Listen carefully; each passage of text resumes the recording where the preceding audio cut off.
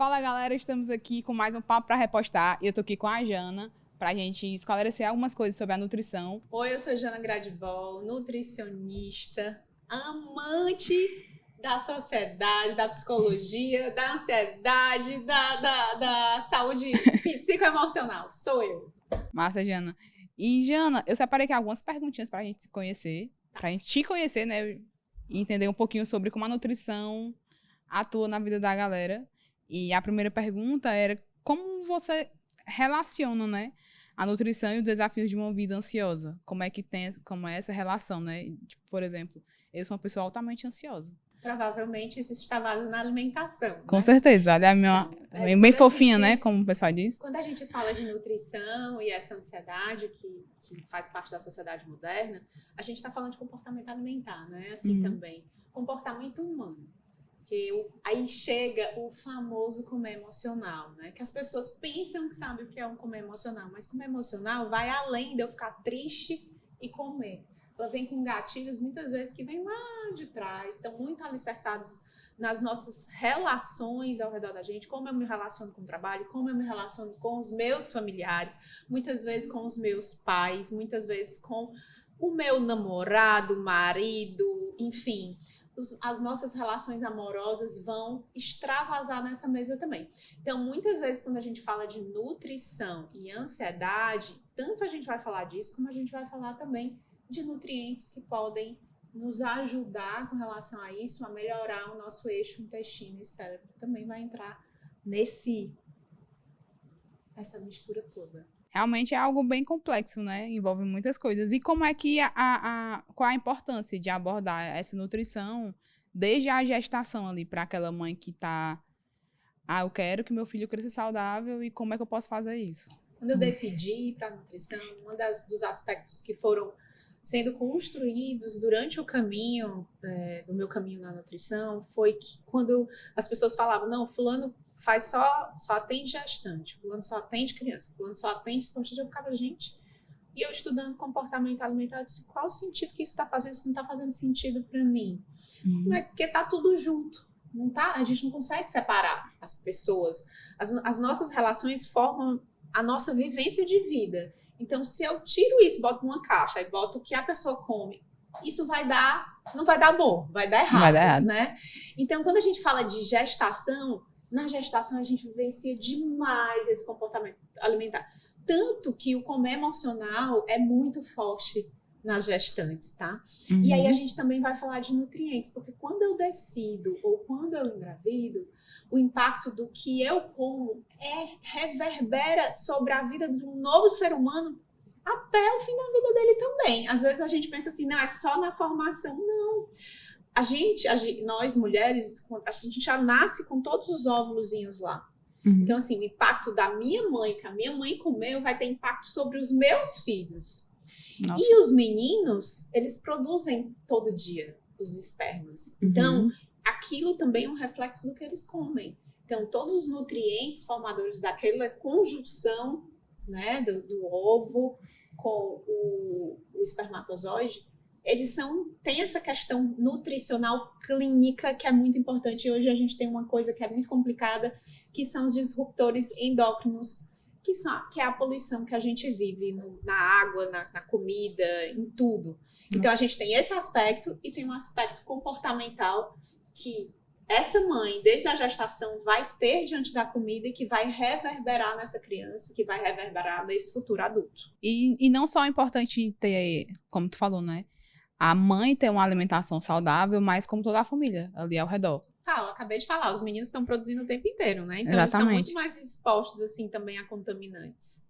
Porque, geralmente, as mães pensam, não, vou adequar a alimentação do meu filho e a tua, né? Se ele tá te vendo comer isso, mãe, por que você pode comer um chocolate e eu não posso comer um chocolate? Isso é tão, assim, às vezes eu vivencio isso em consultório e eu vejo muito as mães, não, pra ele eu colocava, mas eu não comia, doutora, ele não aceitou, claro que ele não vai aceitar. Exatamente. Ele não vai aceitar, porque ele tá vendo, pra ele, você é o máximo. Com certeza. E principalmente, né, aqueles filhos adolescentes, que você tá ali naquela fase, eu não sei que eu não tenho filho, mas eu sei que eu já fui assim, aquela fase de Todo mundo foi. mas eu quero porque eu quero, porque eu quero. Né? Então, mas aí quando a gente fala de adolescência, a gente está falando a alimentação, ela é só um reflexo de como eu me relaciono com todo o resto, né? Com o mundo, com os amigos, com os meus namorados, com o meu marido, com meu pai, com minha mãe. Então, assim, quando a gente está adolescente, a gente precisa... eu falo muito isso para as mães, assim, gente, não existe maneira mais eficiente de manipulação de pais como a alimentação. Seja ela muito ou pouca. Eu não quero comer ou eu quero como o mundo. Tá? Então, assim, não tem como uma mãe ficar inerte ou calma diante dessa mesa. Então, vai ter muito atrito relacionado a isso. E a forma que eles comem na mesa, eles falam muito do que eles vivenciam fora dessa mesa. Então, quando a gente presta atenção nisso, na adolescência é muito forte, eu estou atrás de reforçar quem eu sou, de me encontrar. Então, eu vou testar várias possibilidades confortáveis. Não vai ser cenoura, vai ser o chocolate, vai ser... Eu também quero me autoafirmar diante disso. Então, tem todo um contexto aí por trás. Massa. E pegando um gancho aqui da questão do desenvolvimento pessoal, né? Por exemplo, a galera que tá, como a gente falou agora, os adolescentes estão querendo se reconhecer, né? Se conhecer. E quando eles puxam mais aquela pegada esportiva, como é a abordagem? Muda alguma coisa ou é a mesma abordagem que seria para um garoto que não quer fazer algum esporte, por exemplo? Massa, vamos lá. Às vezes o garoto que não quer fazer um esporte, ele tá tentando se encaixar no padrão. Como ele se acha muito fora do padrão, ele refuga o esporte porque ele não se sente incluído ali, né? Então, muitas vezes, adolescentes que não querem fazer esporte, eles têm muito essa coisa assim de ter não suportar a atividade de fato, muito mais porque ali, no fundo, a raiz dessa questão é porque eu não me considero incluído ou bom o suficiente para estar ali. Quando você fala de um adolescente que se encontra, que gosta de um esporte, normalmente, quando ele alicerça esse esporte como uma forma dele se sentir bem, dele conseguir desempenhar melhor, eu quero correr mais rápido, eu quero ser mais rápido, eu quero ser mais forte, você consegue os melhores resultados. Quando ele alicerça na comparação com o outro, eu sempre digo, nessa hora, ele não consegue manter uma alimentação que vai realmente ajudar ele nisso, porque ele está na idealização. Eu não suporto. A idealização é porque a gente pensa que a idealização é a gente. E aí, quando a gente não se encontra na gente, incomoda demais ser outra pessoa que não seja nós mesmos. Então, eu não suporto ficar ali. Aí dói demais. Aí eu refugo, aí eu fujo, aí eu procrastino. E aí vai ficando mais complicado ainda manter a alimentação saudável, né? No esporte isso é bem comum. E para quem, tipo, já é atleta, tem alguma orientação, assim, para as famílias na questão de alimentação adequada para esse tipo para melhorar o desempenho, por exemplo, né? Tem realmente uma alimentação mais adequada e como é que a gente consegue introduzir isso na vida de quem está começando a ser atleta, né? A quem quer fazer alguma atividade, né? Isso. Seja qual for. Gente, eu acho que é começar devagar. Eu sempre falo assim, que a gente não começa do final. Às vezes as pessoas querem pular escadinhas. Eu sempre brinco, quando a gente pula 3 steps, o que pode acontecer, e é que é mais provável acontecer, é que eu caio. Então, eu não consigo me manter naquela escada. Subir escada exige um esforço, uma disciplina, uma rotina, mas não tem que ser engessado. Eu sempre falo que comida tem que ter contexto, porque senão vai virar pretexto. Então, tudo nessa vida, não só a comida, isso para tudo, né? Eu sempre uso essa frasezinha que eu aprendi, eu acho que foi com o padre Lancelotti, que eu ouvi ele falando, que quando as coisas não têm contexto, vira pretexto. Então, assim, a comida entra muito pretexto, nessa condição. Então, muitas vezes a gente fica, eu não vou pro aniversário do fulano, porque lá vai ter brigadeiro, não vai ter nada para eu comer, e amanhã, no outro dia eu tenho que, sei lá, correr, fazer vou pro galpão do CrossFit, que seja, tá? E aí, nessa história eu não vou. Só que comida, ela nunca vai ser só fisiologia. Ela é a nossa forma de alicerçar e de nos conectarmos com o outro, com a sazonalidade, com a sociedade em geral. Então, um brigadeiro comido numa festa, ele tem contexto. Um brigadeiro sentado num sofá assistindo Netflix, ele não tem contexto. Ele vira pretexto. Então, eu sempre falo, gente, comida é parecido, só nesse aspecto, dessa forma que eu tô falando. Você vai para um casamento de pijama? É verdade. Não vai. Então a gente quer pegar a comida da festa e trazer para virar lanche, para virar rotina. Não é, gente. Brigadeiro sempre vai simbolizar a festa. Se eu falar assim para você, no aniversário, o que tem que ter? Você vai falar para mim, bolo.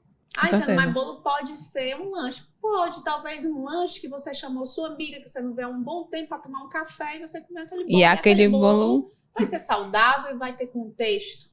Agora, se eu invento isso todo dia também, vai virar... Entende o que eu tô querendo dizer? Então, tudo depende, tudo a gente tem que aprender a olhar o contexto de uma forma diferente da nutrição. Ela vai além da fisiologia, de toda a nutrição clínica. E tudo que você falou agora é meio com aquela antecipação de recompensa, né? A gente estimula ali o intestino... Tem aquele intestino, o eixo intestino-cérebro, né? Isso, exatamente. Que então, a gente relaciona a comida ao prazer. Então, se eu relaciono sempre a comida ao prazer, eu trabalhei tanto, problema, né? Eu tô tão mal, eu tô menstruada, meu namorado brigou comigo, ele é muito chato, vou comer um doce. Eu brinco muito que o eu mereço namora com a Jaque. Então, eu mereço que isso, eu tô na sofrência, vamos dizer, dia cheio de trabalho, não consegui organizar a minha rotina e tal. E aí, eu chego em casa e me encontro com eu mereço. Daqui a pouco, a Jaque entra. Aí, Jaque, eu fiz isso, aí e vai. E aí, a Jaque também não tem limite. E aí, a gente fala assim, Jana, mas tem que ter limite? Não, tem que ter presença. Eu sempre falo, não é sobre controle, é sobre presença. Se eu estiver presente, eu consigo estar conectado com esse corpo é inato, ele sabe me dizer a hora de parar se eu estiver conectada com ele. Agora, se eu sempre estou correndo, se eu sempre estou nervosa, se eu sempre estou triste, ansiosa, com raiva, né? Eu sempre falo para os meus pacientes, existem alguns sentimentos que são muito atrelados à disfunção do comer. Então, a gente precisa estar atento a eles, para poder a gente vivenciar eles com presença e não fingir que eles não estão lá, porque quando a gente finge que eles não estão lá, eles chegam tacando o pé na porta e entre o eu mereço, a Jaque e outros personagens mentais que nos atrapalham bastante no contexto de comportamento alimentar. Massa, Jana. Então, pra gente fechar, né, vou te perguntar mais 2 perguntinhas, pra me entender melhor. Quais são as práticas, pra prevenção de doenças crônicas por meio da alimentação? Como é que a gente consegue entender melhor sobre isso? O ideal é que a gente procure um profissional, né, um nutricionista realmente, mas se a gente não está podendo ir agora, a principal dica que eu daria é tentar comer o mais natural possível, descascar mais, desembalar menos. A gente lembrar também que a gente pode estar aprendido diante de todos que nos ensinaram essa cultura muito do açúcar.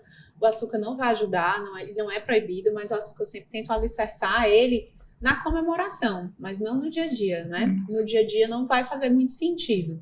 Então, é tentar fazer atividade física, tentar descascar, então vegetais, frutas, verduras, tem que ser a base dessa alimentação, pelo menos a metade de todas as refeições tem que estar alicerçada nessas frutas, legumes e verduras. A partir dessas duas mudanças, eu acredito que a pessoa já tem aí mais de 50% garantido do serviço dela diante de tudo. E lógico, a gente tem que alicerçar isso na quantidade exata que ele precisa. E tentar não fazer alimentos proibidos, né? Porque quando eu proíbo uma coisa, eu sempre digo, o proibido é sempre mais gostoso e desejado, né? Então, tenta não proibir as coisas, mas tenta escolher. Eu sempre falo assim, escolha, não proíba.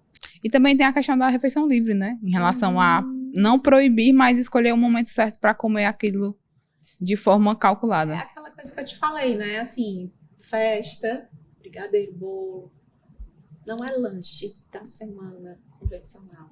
E quais são as estratégias assim que tu utiliza no teu consultório para mudança de hábitos alimentares a longo prazo em relação ao contexto familiar? Então, hoje eu tenho algumas abordagens dentro do consultório. Eu atendo vários tipos de público, né? Como eu atendo famílias, eu vou do avô à gestante, né? Sim. Ao embrião, eu fico brincando, do embrião ao idoso, né? E no meio desse caminho a gente tem os esportistas, a gente tem, né, os transtornos alimentares também, né, no meio disso tudo. Então, dentro da minha abordagem, eu acabei dividindo algumas formas de atendimento. Então, eu atendo na nutrição comportamental, que não existe dieta, não existe plano alimentar, pode existir cardápio, mas não existe. Nessa abordagem, a gente chama de terapia nutricional. A gente vai conversar sobre essas vozes mentais, sobre identificar. Muita gente acha que já identifica seus gatilhos, mas normalmente se confunde, troca os gatilhos, o que realmente a gatilho ela não está vendo, né? Então, essa abordagem é para essa pessoa. A gente tem um meio termo, que é uma mistura dos dois, que é um programa que eu faço que se chama MEI, que é Meu Eu Inédito. Que esse é um processo de 6 meses a 1 ano, que é uma mistura das duas abordagens. A gente usa a clínica e usa o comportamento, né? É o meio do caminho. Então, ali começa com cardápio, depois pode passar para plano alimentar, mas diante disso, sempre construindo um comportamento com encontros quinzenais. Então, é bem interessante, é um programa que eu estou bem apaixonada por ele. E a gente tem o clínico, que é você ir lá, ter a questão para resolver. Eu preciso melhorar meu colesterol, preciso melhorar minha glicemia, preciso perder peso, preciso melhorar os meus hábitos alimentares, e eu vim aqui fazer um plano alimentar, que é a nutrição clínica. Então, eu atendo dessa forma. Hoje, a minha grande paixão, minhas 2 grandes paixões, eu posso dizer que é o comportamento alimentar, essa forma da terapia nutricional, e o esporte, que eu vibro da transformação que ele faz diante até desses pacientes de comportamento. Ele vai transformando a pessoa e você vai vendo transformações de vida incríveis. Então, assim, o meu trabalho hoje, quando eu olho para essas 2 vertentes, eu fico mais apaixonada a cada vez que eu me deparo no consultório com esses desafios. Transformando vidas por meio da nutrição, né? Exatamente. Do comportamento. Também. Menino, tudo... Gente, foi um prazer estar aqui contigo, Jana. Vamos ficando por aqui. Feliz com o papo para repostar. A gente fez um papo irado, tá? Galera, se fosse vocês, assistir isso 10 vezes para entender melhor como essas dicas, né? Não deixe de seguir a Jana. Fala pra galera quais as suas redes, onde é que eles podem te encontrar. Então, gente, eu tô no Instagram, Jana Gradivol. E no YouTube a gente tá começando, vai subir. Vamos subir esse aqui, galera. Para repostar. A gente também vai abrir o IG do Papo para Repostar dentro do Instagram. E aí vai crescendo diante disso tudo aí. Vamos ver o que é que vai dar. Ficamos por aqui, pessoal. Até a próxima. Um beijo. Tchau.